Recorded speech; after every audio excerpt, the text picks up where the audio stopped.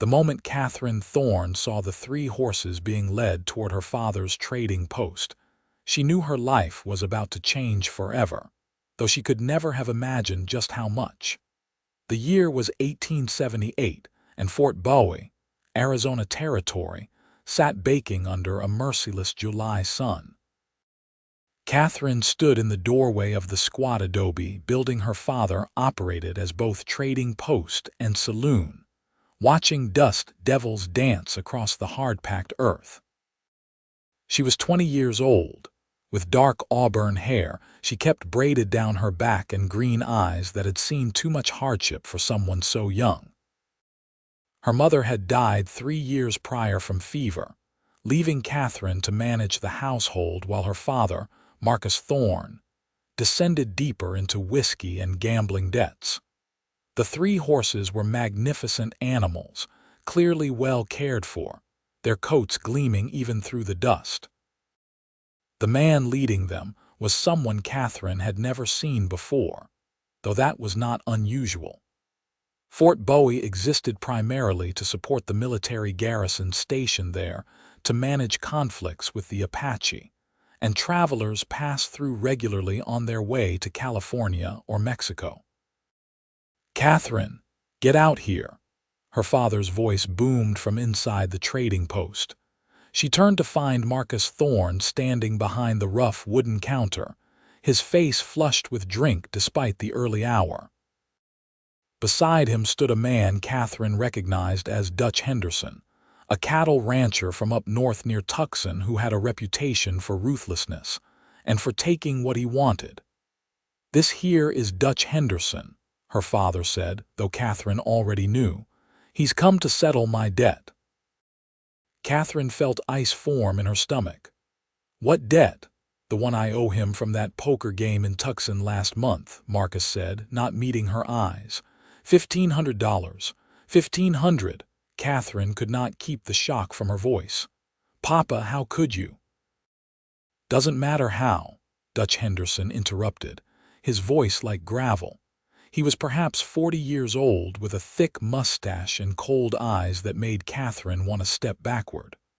"What matters is the debt's real, and I've come to collect. But your father and I have worked out an arrangement." Katherine looked between the 2 men, dread building in her chest like a physical weight.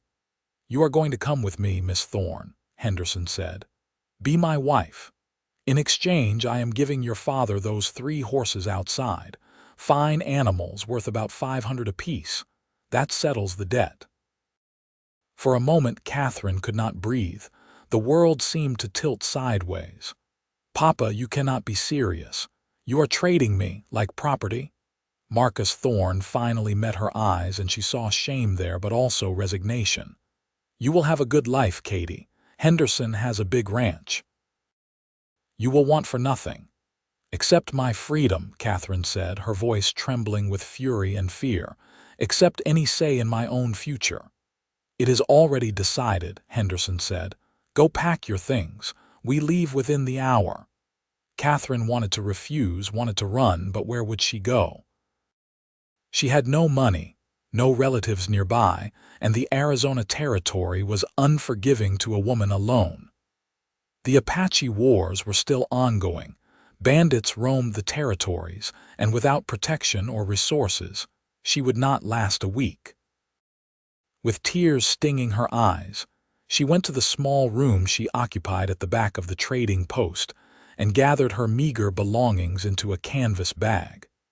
She owned 3 dresses, some undergarments, her mother's silver hairbrush, and a small Bible that had belonged to her grandmother.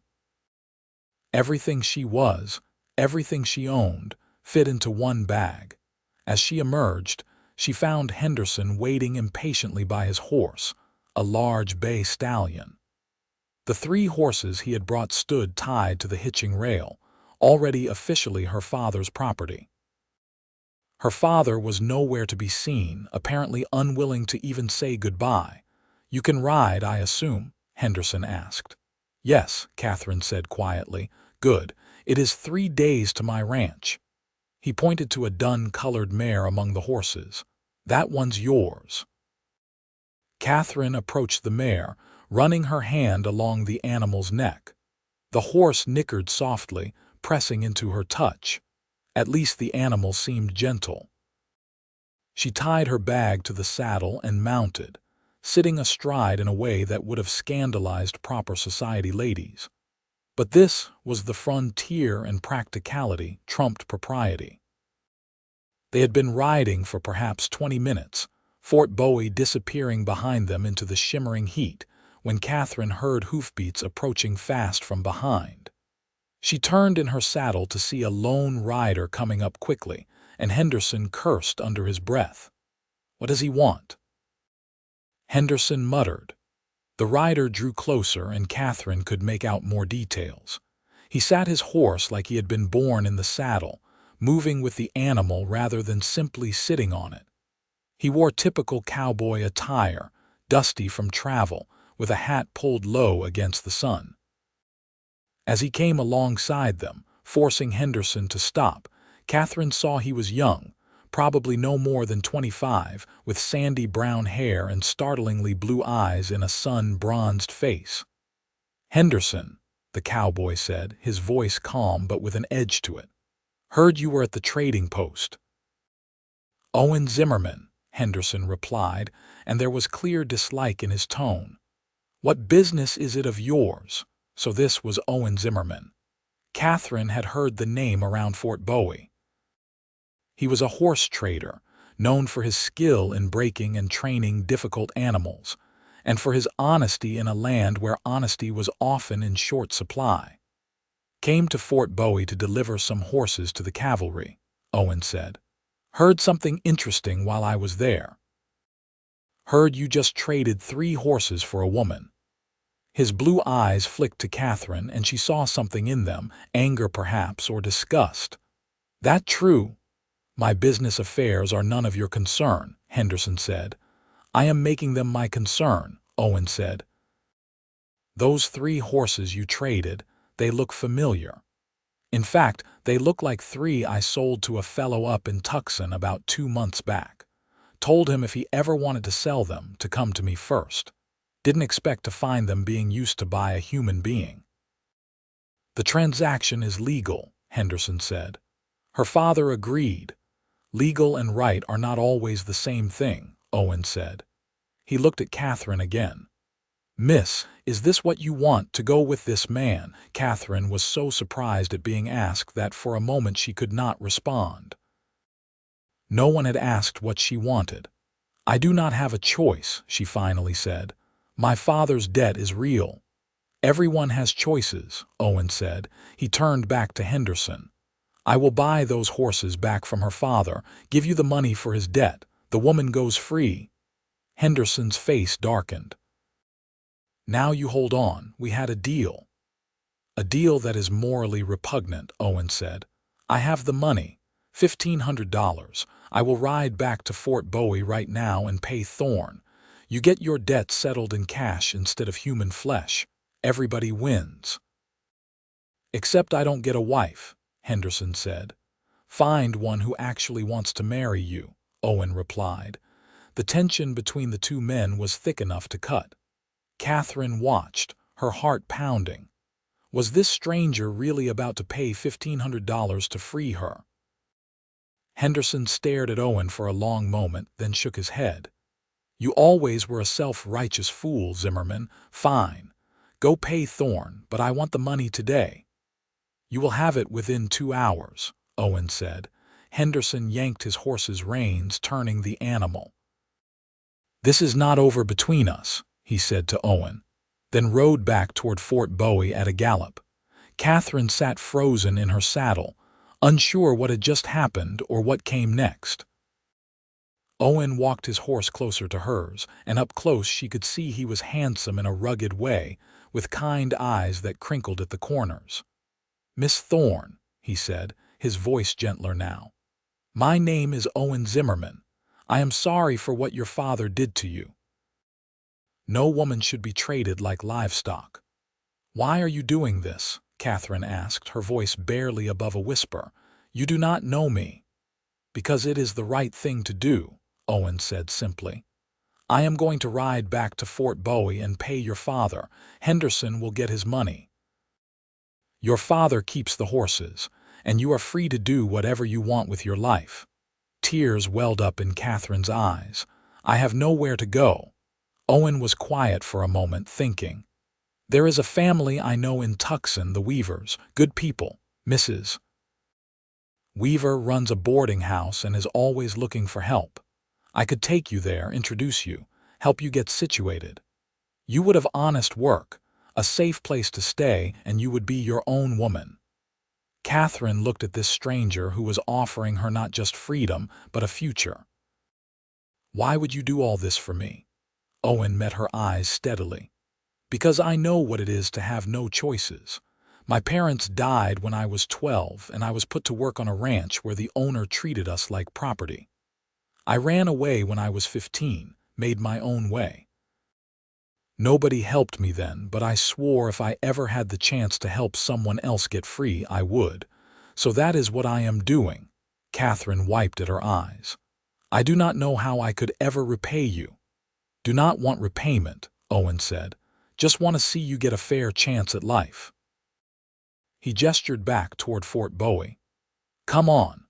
Let us go settle this business with Henderson, then we can head to Tucson.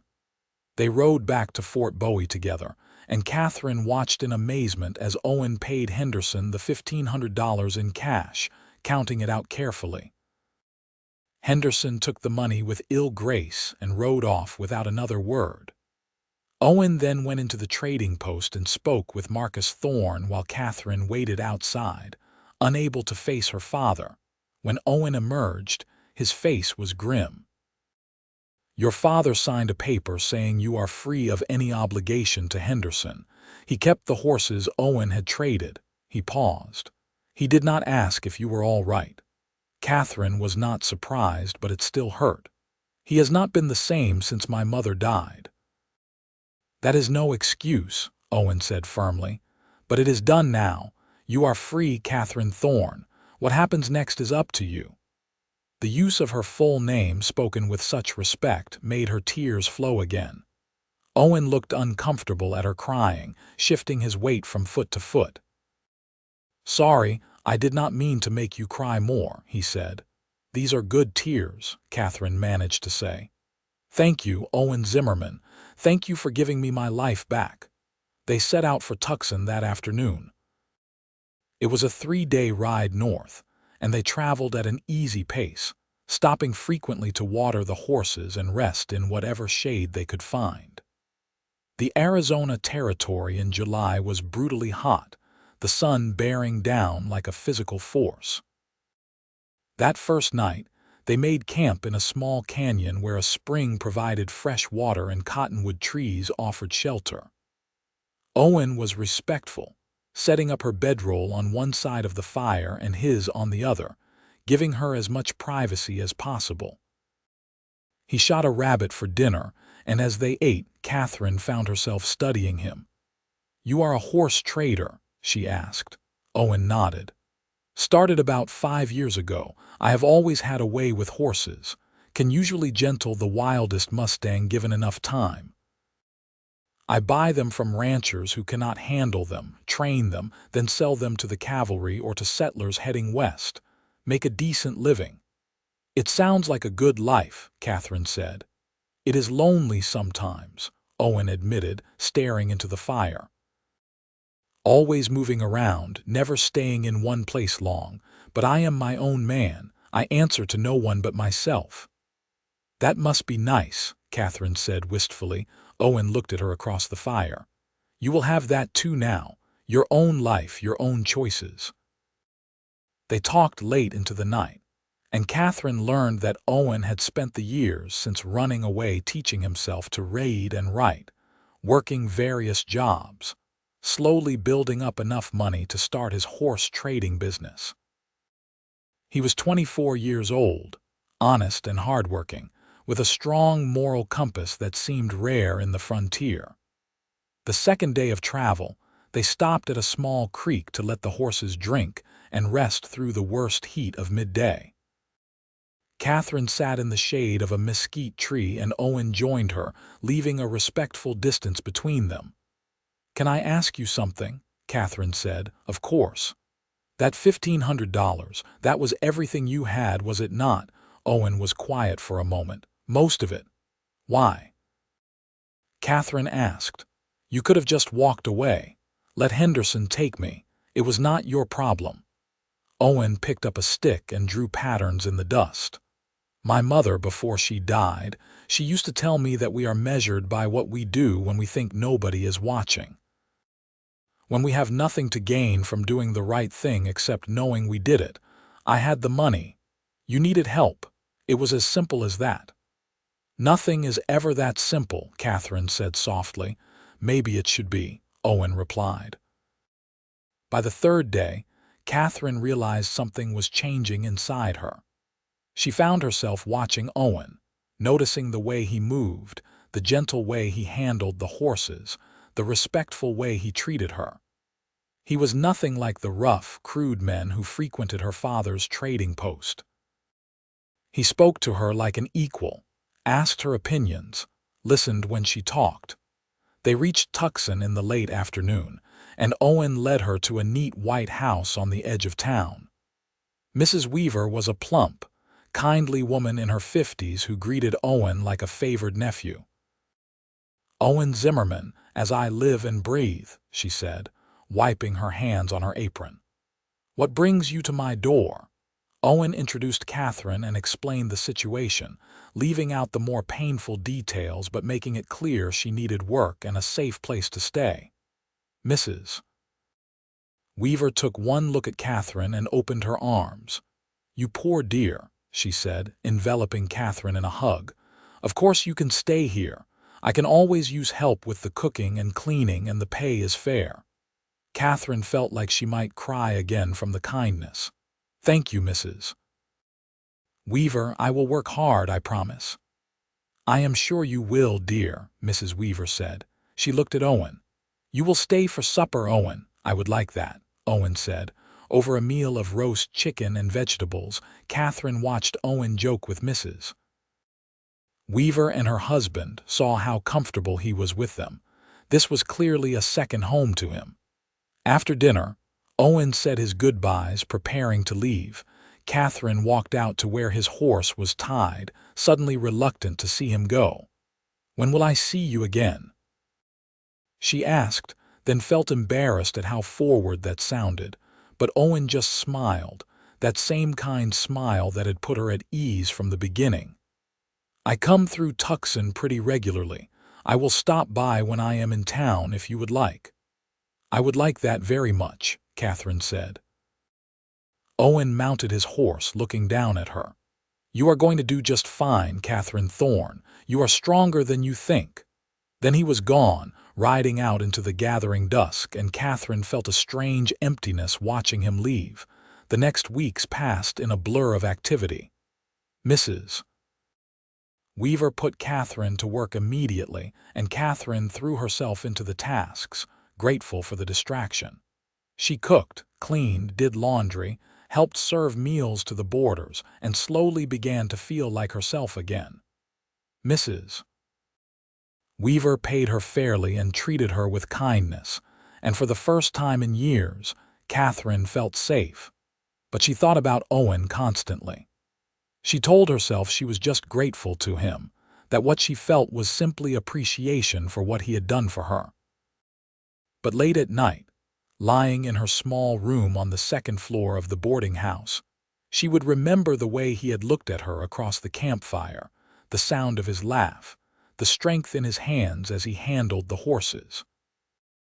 6 weeks after arriving in Tucson, Katherine was hanging laundry in the backyard when she heard Mrs. Weaver call her name. She turned to find Owen standing in the doorway, hat in hand, looking travel-worn but smiling. "Hello, Katherine," he said. Her heart leaped at the sight of him. "Owen." "You came back. Told you I would," he said. "Was wondering if you might like to join me for supper tonight. There is a decent restaurant on Main Street, my treat." Katherine was aware of Mrs. Weaver watching them with interest. "I would like that very much. What time?" 7 o'clock. Owen suggested. Katherine spent the afternoon in a dither, washing her hair, pressing her best dress, trying to calm her nervous excitement. Mrs. Weaver watched her preparations with knowing eyes. "He is a good man, that Owen Zimmerman," she said.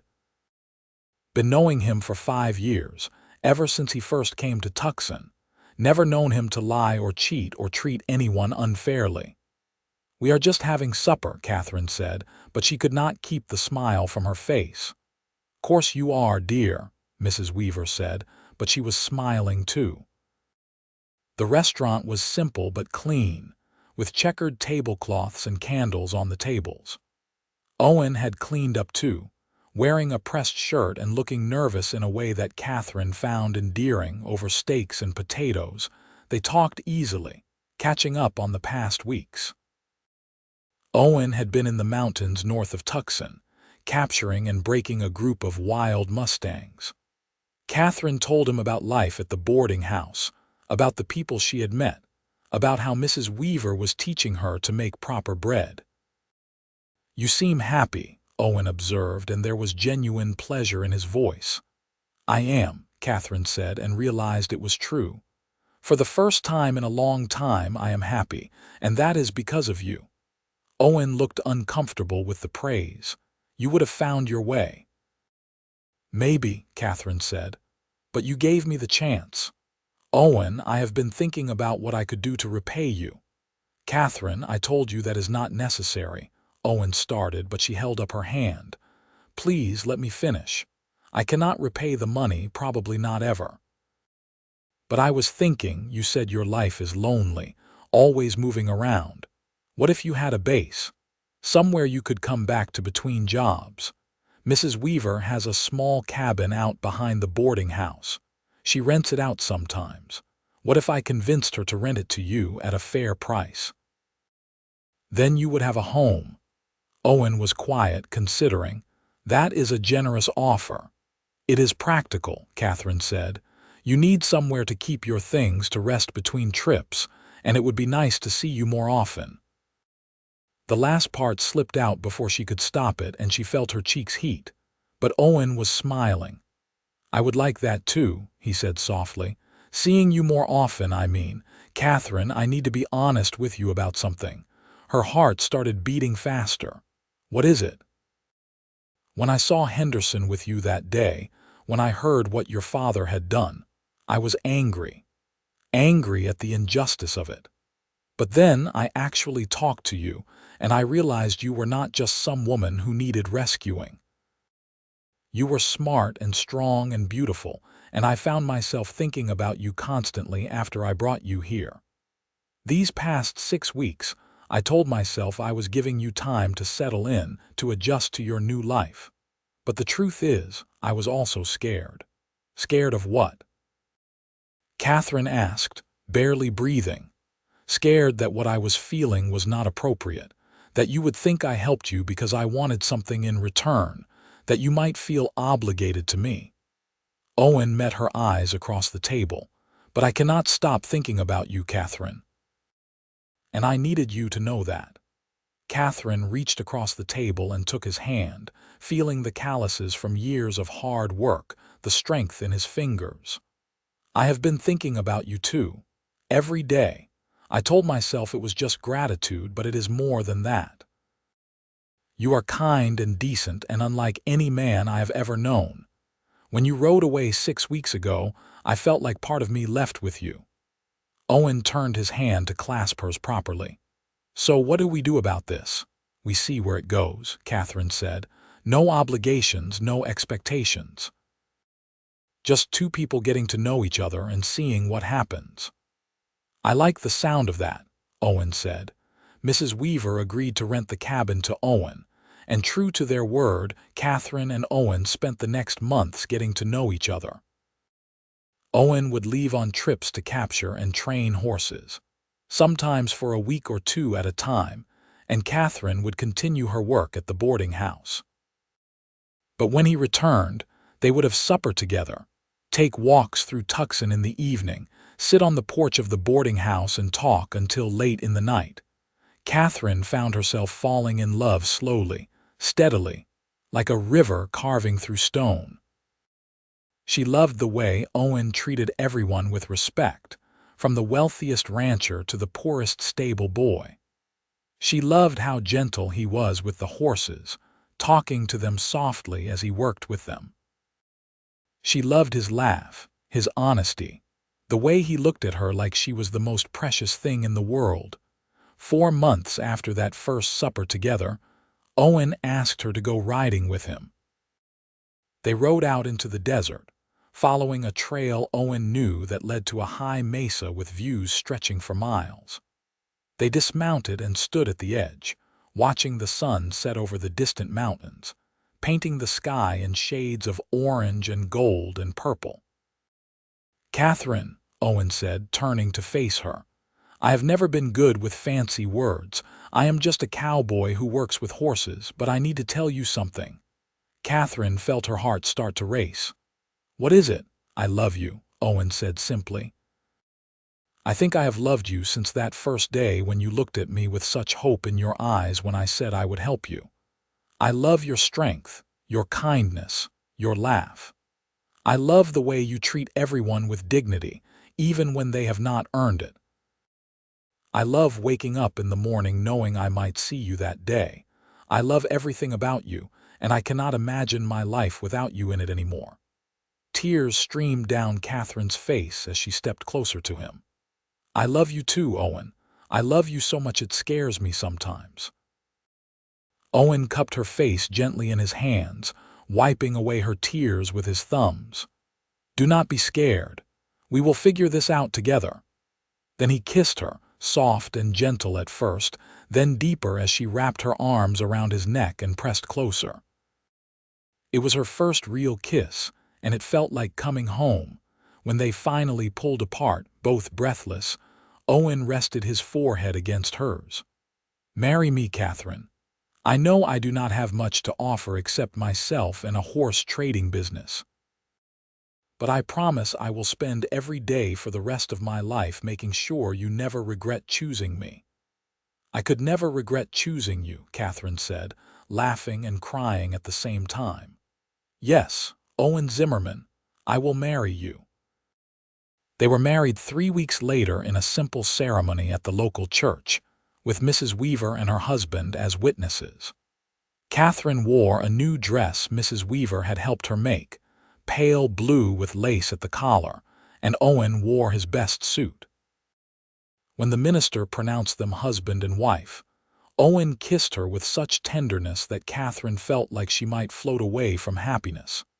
Mrs. Weaver had prepared the cabin for them, and that night, Katherine and Owen began their married life together.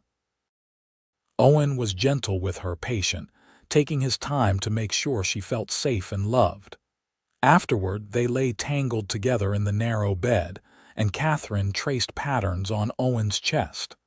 "I cannot believe this is real," she said softly. 6 months ago, I was being traded for 3 horses. Now I am married to the most wonderful man I have ever known, and I am happier than I ever dreamed possible." Owen kissed the top of her head. "Those 3 horses brought me to you. I should thank them." Katherine laughed. "My father still has them, I assume. I hope he takes good care of them." "Do you ever think about him?" Owen asked carefully. Katherine was quiet for a moment. "Sometimes. He is still my father, but he made his choice when he traded me to settle a gambling debt. He chose whiskey and cards over his own daughter. I have made my peace with that. If you ever want to visit him to try to make amends, I will go with you," Owen said. Katherine turned to look up at him. "Maybe someday. But right now, I just want to focus on our life together, on building something good and true." "That sounds perfect," Owen said. The next months were the happiest of Katherine's life. She continued working at the boarding house during the day while Owen was out on his horse trading trips, but now she had a home to come back to, a husband who loved her. Owen always brought her small gifts when he returned from his trips: wildflowers picked in the mountains, a smooth river stone, once a beautiful turquoise necklace he had traded for with a traveling merchant. They settled into a comfortable rhythm. Katherine would help Mrs. Weaver in the mornings, then spend afternoons at the cabin, cooking and cleaning and slowly making it more of a home. Owen would leave on his trips, sometimes alone, sometimes with Katherine accompanying him when the destination was not too far or dangerous. Katherine discovered she loved being out in the wild, sleeping under the stars, waking to the sound of birds instead of the bustle of town. On one such trip, about 8 months into their marriage, they were camped in a canyon north of Tucson. Owen had just purchased a string of 6 horses from a rancher and was planning to train them over the next few weeks before selling them to the cavalry. Katherine was making coffee over the fire when a wave of nausea hit her so hard she had to step away and retch behind some bushes. Owen was beside her immediately, holding her hair back, his hand gentle on her back. "Katherine, are you all right? Was it something you ate?" Katherine straightened slowly, wiping her mouth. The nausea was already passing. "I do not think so. I have been feeling strange for a few weeks now. Tired, queasy in the mornings."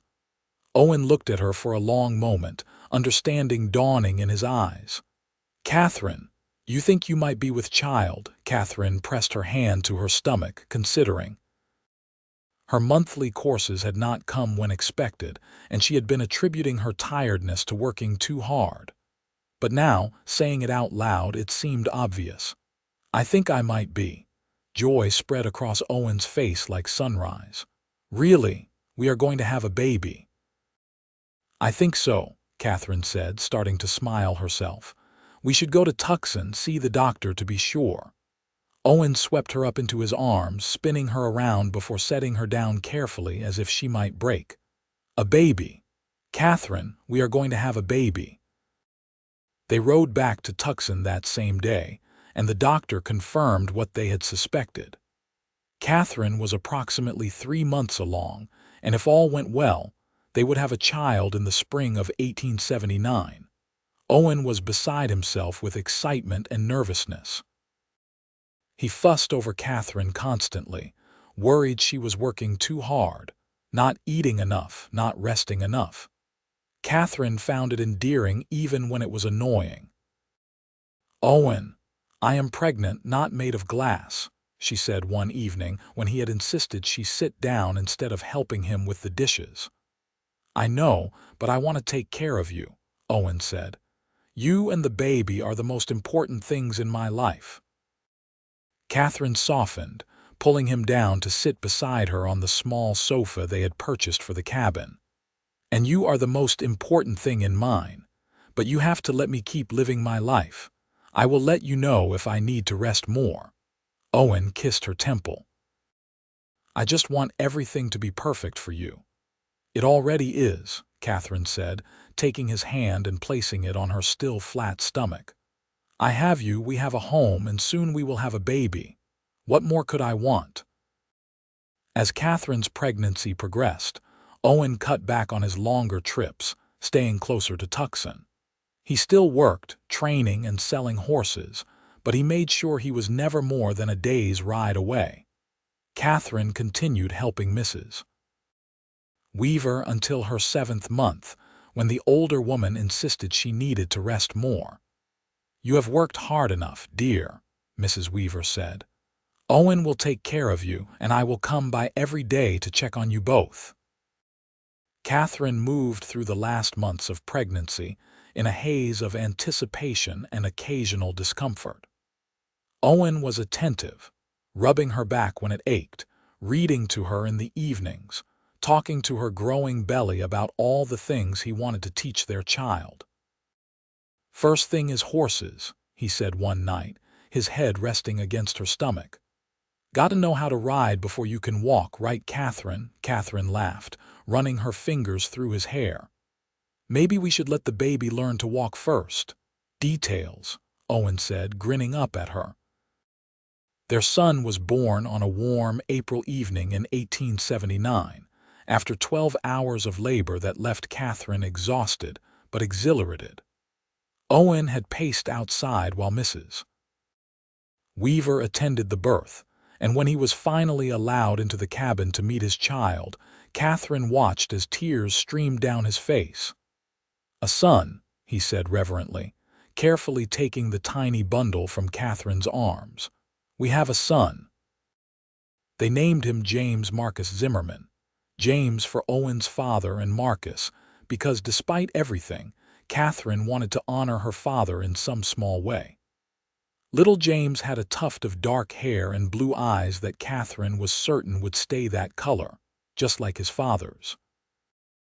Owen was a natural father, patient and gentle with James, happy to walk the floor with him when he cried at night, changing diapers without complaint, singing soft lullabies in his rough voice that somehow always soothed the baby.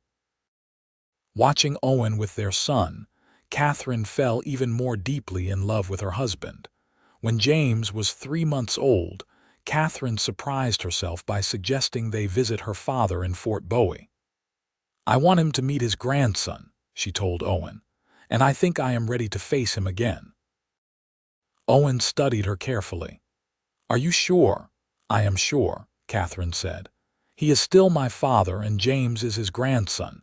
Maybe enough time has passed that we can find some kind of peace."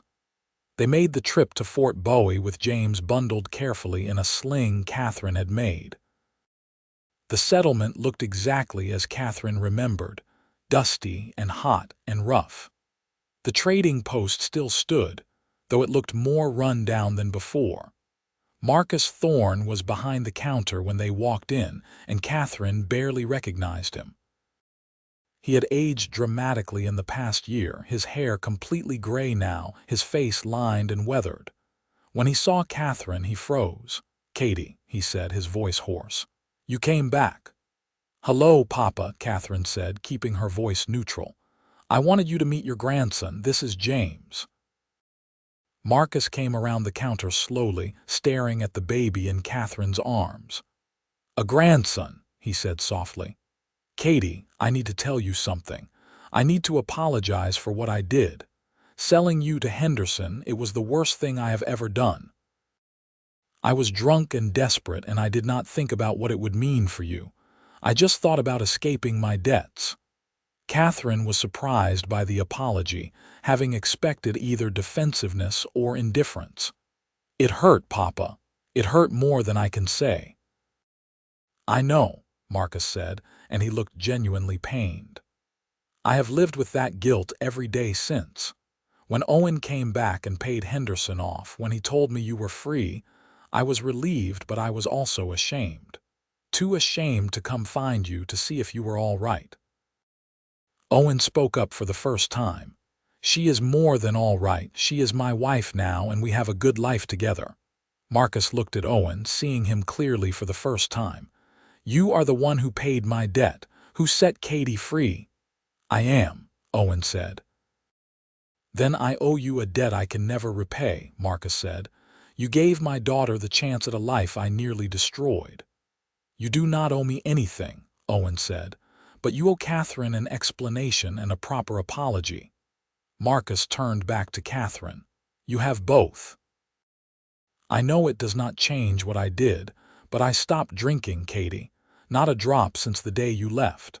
I have been trying to make something better of myself, even if it is too late." Katherine felt tears welling up. She was still angry at her father, still hurt, but she could see he was genuinely trying to change. "It is not too late, Papa. Not if you really mean it." "I do," Marcus said fervently. "Could I hold him?" "My grandson," Katherine hesitated, then carefully handed James to her father. Marcus took the baby with surprising gentleness, cradling him carefully. "Hello, little James," he said softly. "I am your grandfather, and I am going to try to be a better man for you than I was for your mother." They spent the afternoon at the trading post, and Katherine slowly began to believe that her father was sincere in his desire to change. He had indeed stopped drinking, and the trading post, while still rough, was cleaner and better organized than before. He asked about Catherine's life in Tucson, about Owen's work, about how they had met and fallen in love. When they left to ride back to Tucson the next morning, Marcus hugged Katherine tightly. "Come visit again when you can, please. I want to know my grandson." "We will, Papa," Katherine said. "But you have to keep your promises. No more drinking, no more gambling." "I swear it," Marcus said on the ride back to Tucson. Owen asked Katherine how she felt. "That was harder than I expected," she admitted. "But I am glad we went. I think he really is trying to change." "Time will tell," Owen said. "But I am proud of you for giving him a chance." The years that followed were good ones. Owen's horse trading business prospered, and Katherine gradually took on more of the business side, handling accounts and contracts while Owen focused on the actual training. They moved out of the cabin into a small house of their own on the outskirts of Tucson, with enough land for a corral and barn for the horses. When James was 2 years old, Katherine discovered she was pregnant again. Their daughter, Sarah Ann Zimmerman, was born in the fall of 1881, a tiny thing with Katherine's green eyes and auburn hair. James was fascinated by his little sister, constantly wanting to help take care of her. They visited Marcus in Fort Bowie twice a year, and to Katherine's relief and surprise, her father kept his word. He stayed sober, and while their relationship would never be quite the same as it had been before her mother's death, they found a new equilibrium. Marcus was a doting grandfather, and Katherine was grateful that her children would know him. In 1883, when James was 4 and Sarah was nearly 2, Owen came home one evening with news. "I have been thinking about something," he said. "What if we expanded the business? Bought some land, built a proper ranch where we could breed and train horses instead of just buying and selling them?" Katherine considered the idea. They had saved money carefully over the years, and the business was stable. "Where would we do this?" "There is a piece of land about 10 miles outside Tucson," Owen said. "Beautiful valley with good water, plenty of grass. The owner is looking to sell and move back east. I think we could make a good offer." "Then let us do it," Katherine said. "Let us build something permanent. Something we can pass down to James and Sarah." They purchased the land and spent the next year building a ranch house, sturdy and spacious with room for their growing family, a large barn, corrals and pastures. Owen hired 2 ranch hands to help with the work, and Katherine threw herself into making the ranch house a home, sewing curtains, planting a garden, slowly acquiring furniture and dishes, and all the things that made a house feel lived in. They moved to the ranch in the spring of 1884, and Katherine fell in love with it immediately. She loved the wide open spaces, the sound of horses in the corrals, the way the mountains looked at sunset. James was in heaven, following Owen and the ranch hands around, learning about horses and ranching despite being only 5 years old. Sarah toddled after her brother, determined not to be left behind. In the fall of that year, Katherine discovered she was pregnant again. This third pregnancy was harder than the previous 2, and she spent much of it tired and uncomfortable. But in April of 1885, they welcomed another daughter, Elizabeth Mee Zimmerman, into the family. Elizabeth had Owen's blue eyes and a temperament that promised she would be every bit as determined as her mother. The ranch prospered.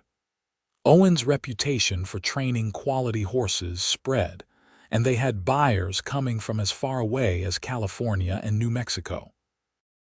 Katherine managed the household and helped with the business accounts, keeping meticulous records of every sale and purchase. They hired more help as needed, and the ranch became a little community of its own.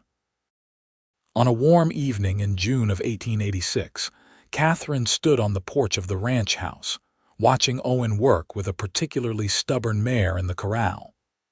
James, now 7 years old, sat on the fence watching his father with rapt attention. Sarah, almost 5, was helping Catherine snap green beans from the garden. Elizabeth, just over a year old, napped inside. "Mama, tell me again how you and Papa met," Sarah said.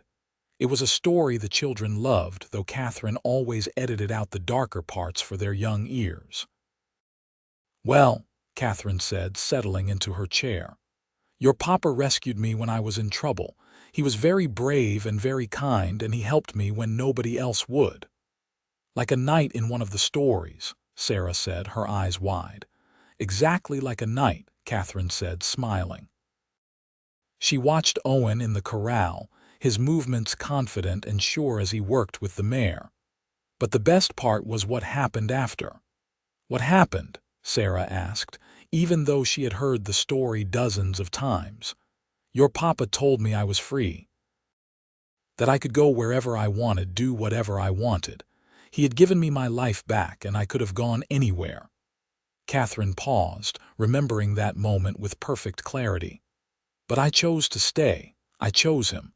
Not because I had to, but because I wanted to." "Because you loved him," Sarah said confidently. "Because I loved him," Catherine agreed. "And I still do, every single day." Owen finished with the mare and walked over to the porch, James trailing behind him. He was dusty and sweaty, but he bent to kiss Catherine's forehead before sitting down on the porch steps. "That mare is going to be a beauty once she is properly trained," he said. "Smart as a whip, just needs patience." "Like someone else I know," Catherine said, reaching out to run her fingers through his hair. Owen caught her hand and kissed her palm. "How did I get so lucky?" "We are both lucky," Catherine said. "I was traded for 3 horses, you set me free, and I chose to stay. And look what we have built together."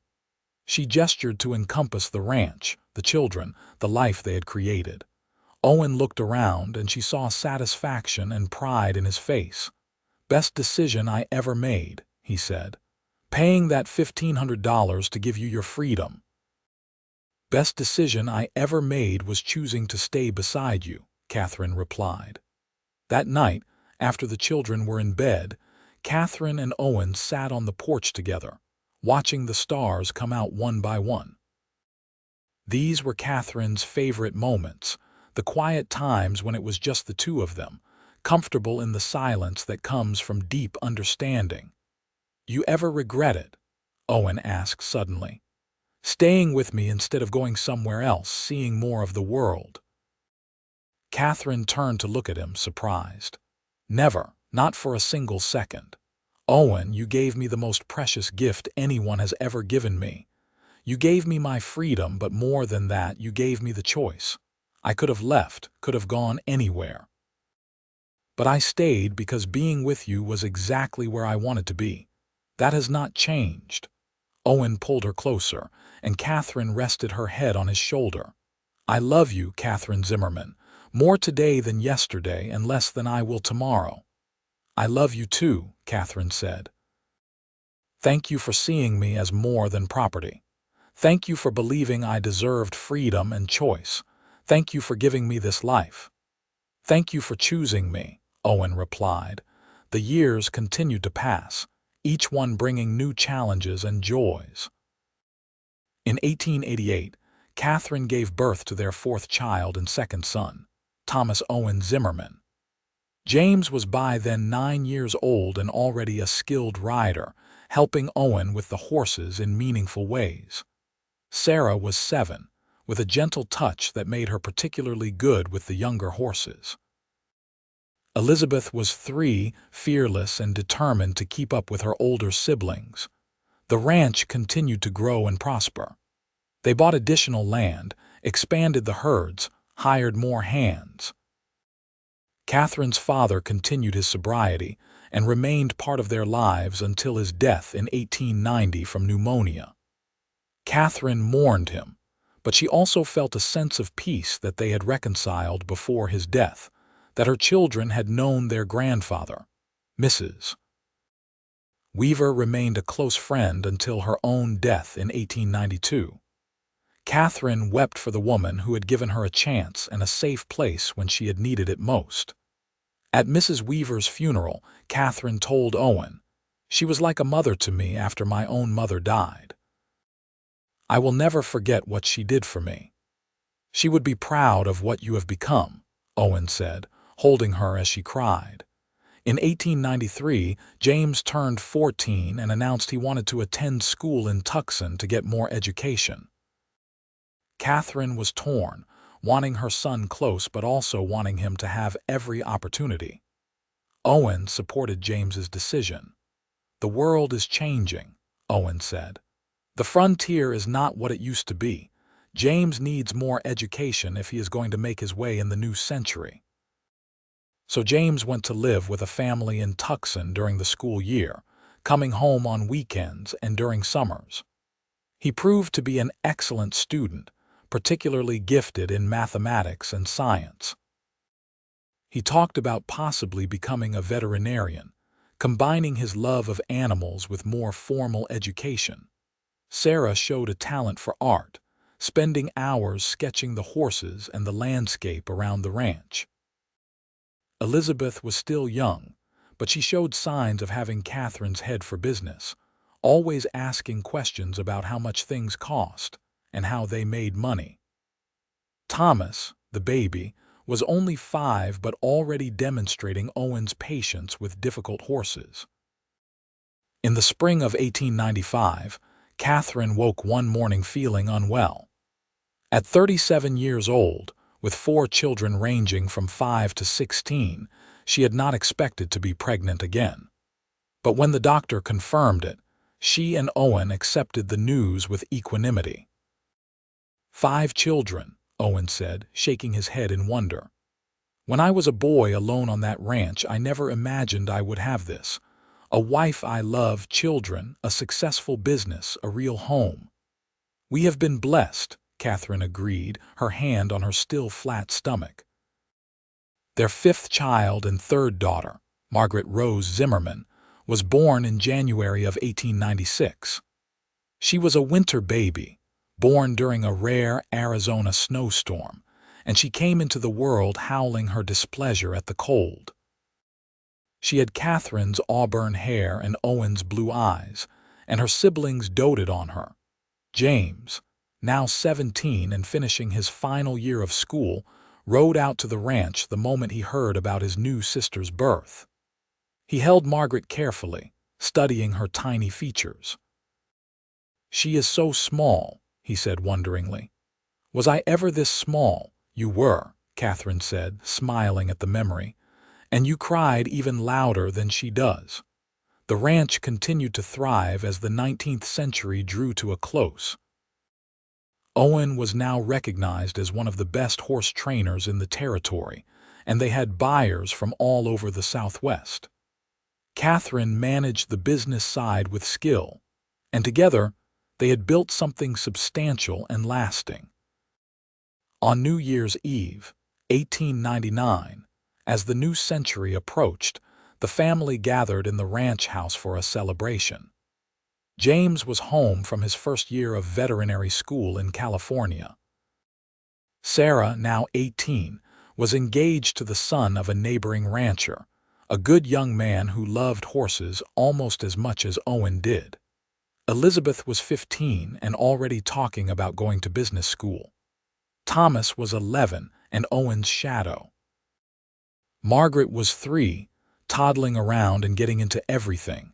As midnight approached, Katherine stood with Owen on the porch, watching the stars. Inside, their children laughed and celebrated. Katherine thought about everything that had brought them to this moment. 21 years, she said softly. 21 years since you paid $1,500 to free me from Dutch Henderson. Best investment I ever made, Owen said, pulling her close. Though I did not do it as an investment, I did it because it was right. I know, Katherine said. That is one of the 1,000 reasons I love you. You do what is right, even when it is hard, even when it costs you everything you have. You would have done the same, Owen said. Maybe, Katherine said, but you did it first. You saw a woman being treated as property and you said no. You gave me my freedom. And then, when I chose to stay with you, you gave me your heart. You have given me everything, Owen Zimmerman. And you have given me a life beyond anything I ever dreamed, Owen said. A family, a home, a purpose. Katherine, I am the luckiest man alive. Inside the house, they heard the children counting down to midnight. 10, 9, 8. Katherine and Owen joined in, their voices blending with their children's. 7, 6, 5, 4, 3, 2, 1. Happy New Century, Owen said, kissing Katherine as fireworks exploded in the distance, set off by neighbors celebrating. Happy New Century, Katherine echoed. May the next one be as good as the last. The years of the new century brought more changes. Sarah married in 1901 and moved to her husband's ranch 20 miles away. She and her husband visited frequently, and in 1902, Katherine became a grandmother for the first time when Sarah gave birth to a son. James graduated from veterinary school in 1902 and opened a practice in Tucson, but he spent half his time at the ranch, helping Owen with the horses and treating animals all over the territory. He married in 1904, a quiet girl from Tucson who was a teacher, and they gave Katherine and Owen 2 more grandchildren by 1908. Elizabeth surprised everyone by announcing she was not interested in business school after all. Instead, she wanted to study medicine.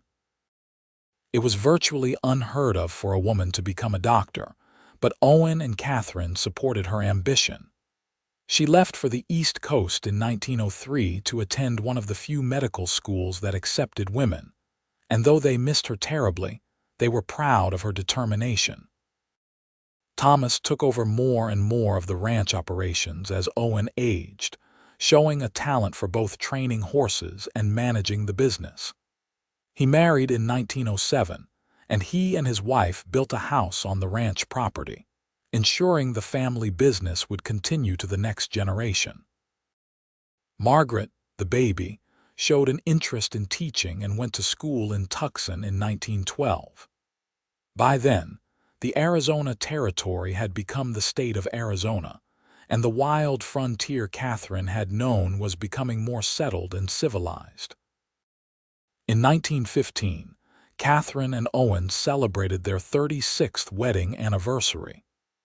They were 57 and 59 years old respectively, graying and slowing down but still active and engaged with the ranch and their family. They had 5 children, 11 grandchildren, and a successful ranch that employed a dozen people and was known throughout Arizona. On the evening of their anniversary, after a big family dinner with children and grandchildren filling the ranch house to bursting, Katherine and Owen escaped to sit on the porch, their favorite place. 36 years, Katherine said, taking Owen's hand. More than half my life. The best 36 years of my life, Owen said. Katherine, I want you to know something. I would do it all again, every single moment. The struggles, the hardships, all of it, because it led to this, to us, to our family. I know, Katherine said. I feel the same way. Owen, you saved my life that day. Not just from Dutch Henderson, but from a life of despair and helplessness. You gave me the chance to become who I was meant to be, and then you loved me for it. You made it easy to love you, Owen said. You were strong and brave, and you chose to stay even when you did not have to. That meant everything to me. They sat in comfortable silence for a while, watching the sun set over the mountains. Finally, Katherine spoke again. You remember those 3 horses? The ones my father took in trade for me, Owen laughed.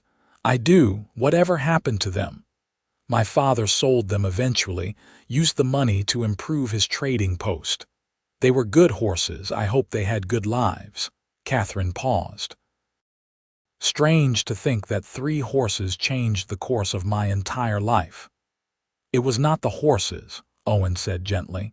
It was us. The choices we made. I chose to help you. You chose to stay with me. We chose each other, Katherine. That is what made the difference." "You are right," Katherine said, squeezing his hand. "We chose each other, and I would choose you again, every single day." As the stars came out, one by one, Katherine thought about the scared, desperate girl she had been at 20, being traded like livestock. She thought about the young cowboy who had seen an injustice and decided to do something about it. She thought about the moment when he had told her she was free, and her decision to stay beside him anyway. Everything she had now, everything she was, had flowed from those choices. Her children, her grandchildren, the ranch, the life of purpose and meaning she had built. All of it stemmed from one act of kindness and one choice to stay. "Thank you," she whispered to Owen. "For what?" he asked. "For seeing me," Katherine said. "For seeing that I was more than property, more than my father's debt. For giving me the freedom to choose my own path, and for being the kind of man worth choosing." Owen turned to kiss her, tender and sweet, the kiss of two people who had built a life together brick by brick, year by year. "I love you, Katherine Zimmerman, always have, always will." "I love you too, Owen," Katherine said, "for all time." Inside the ranch house, they could hear their grandchildren laughing, their children talking, the sounds of family and home. Outside, the Arizona night wrapped around them, warm and star-filled. And on the porch, Katherine and Owen Zimmerman sat together, their hands clasped, their hearts full, grateful for the journey that had brought them to this moment. They had many more years together, years filled with more grandchildren, more sunsets watched from the porch, more quiet moments of perfect contentment. The ranch continued to prosper, passing to Thomas and then to his children. James's veterinary practice became one of the most respected in Arizona. Sarah raised a large, happy family on her husband's ranch. Elizabeth returned from the East Coast in 1920 as one of the first female doctors in Arizona, opening a practice in Tucson. Margaret became a beloved teacher, influencing generations of students. Owen passed away peacefully in his sleep in 1928, at the age of 72. Katherine, devastated by the loss of her life partner, nevertheless found comfort in their children and grandchildren and great-grandchildren. She lived another 6 years, spending her final years on the ranch they had built together, surrounded by the family they had created.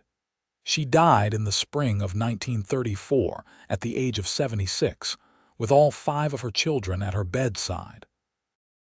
Her last words were about Owen, about how grateful she was that he had seen her as worth saving, and how choosing to stay beside him had been the best decision of her life. They were buried side by side on a hill overlooking the ranch, their graves marked with simple stones that read, "Owen Zimmerman, 1856–1928, beloved husband, father, and grandfather. Katherine Thorne Zimmerman, 1858–1934, beloved wife, mother, and grandmother." Below both names, by request of their children, was inscribed, "They chose each other and built a legacy of love."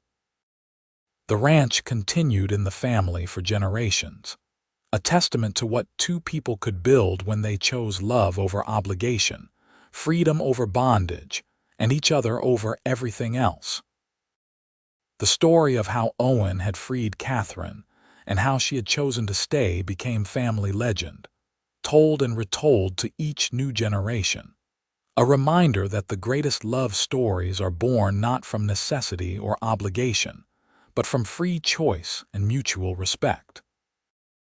And somewhere in whatever comes after this life, two souls who had found each other against all odds continued their journey together, their love eternal and unbreakable, just as it had been in life.